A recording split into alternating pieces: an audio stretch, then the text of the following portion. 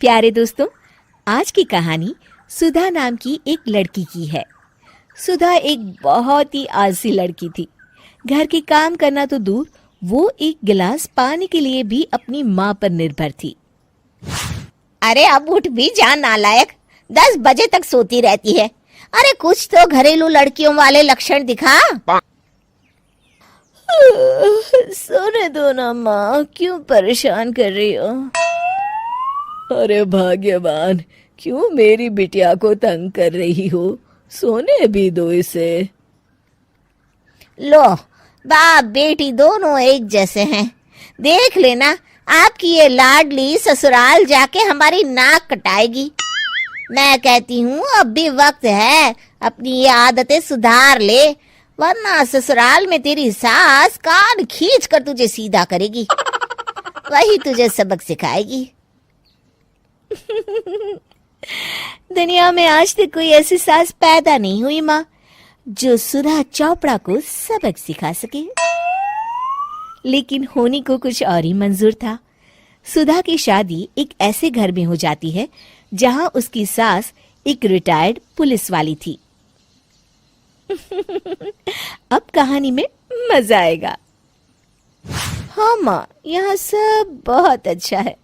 मेरे ससुराल के लोग भी ना बहुत मिलनसार हैं। ठीक है माँ, मुझे नींद आ रही है, फोन रखती हूँ माँ। ठीक सुबह 5 बजे। अरे जल्दी उठो भाग्यवान, वरना कयामत आ जाएगी। हैं? अरे क्या हुआ? कौन सी कयामत आ जाएगी? अरे मेरी माँ आ जाएगी। तुम नहीं जानती, इस घर में सिर्फ मेरी माँ का हुक्म चलता है। सबको सुबह 5 बजे बिस्तर छोड़कर हॉल में पहुंचना ही पड़ता है।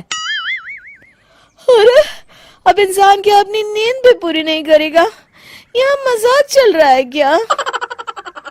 तभी वहां सुधा की सास आ जाती है। अटेंशन! मजाक तो तू समझ रही है बाबू, ये मेरा घर है और यहाँ हर किसी को डिसिप्लिन में रहना होगा। अटेंशन! अरे माँ जी, लेकिन इतनी सुबह कौन उठता है? कौन होता है मतलब? हम सभी उठते हैं, रोज उठते हैं, और अब से तुझे भी उठना पड़ेगा। आखिर मैं पुलिस वाली जो ठहरी। अटेंशन! अरे माँ जी, लेकिन अब तो आप रिटायर हो गई हो ना। तो क्या हुआ?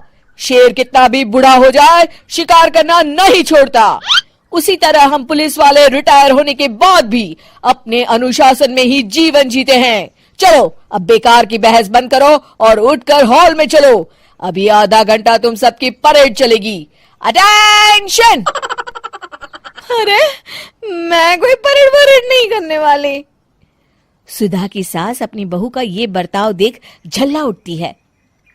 गौर से देख, तू कहां और किसके सामने खड़ी है? यहां बात सिर्फ एक बार समझाई जाती है, बस।